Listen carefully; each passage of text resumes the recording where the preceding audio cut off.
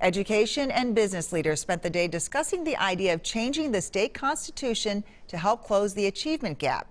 That's a proposal authored by two state leaders, former Minnesota Supreme Court Justice Alan Page and Federal Reserve President Neel Kashkari held a community discussion on the proposal today.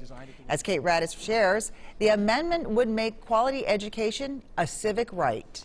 Disparities between rich and poor school districts have been a target of city and state officials for decades. But a new proposal would put a constitutional amendment on the ballot to give voters a way to close the achievement gap. Let's literally put children first and outcomes for children first in the eyes of the law. At a packed community meeting at the Federal Reserve Bank of Minneapolis, state leaders Neel Kashkari and Justice Alan Page were joined by notable faces in education and business to talk about the proposed amendment that would require Minnesota schools to meet certain standards. It's going to empower and give voice to children and their parents who are not having their right fulfilled.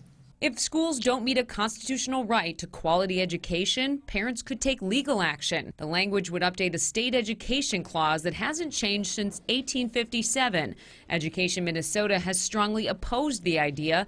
In a statement, Education Minnesota said in part, this amendment favors parents who can afford to hire attorneys to advocate for their own children, probably at the expense of families with fewer resources. That is the opposite of education equity.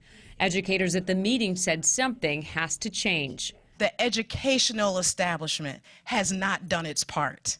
All right, and we have to have that happen if we're ever going to change this. Kate Raddatz, WCCO 4 News. A recent study from the Federal Reserve Bank of Minneapolis said that Minnesota has become one of the worst states for education disparities.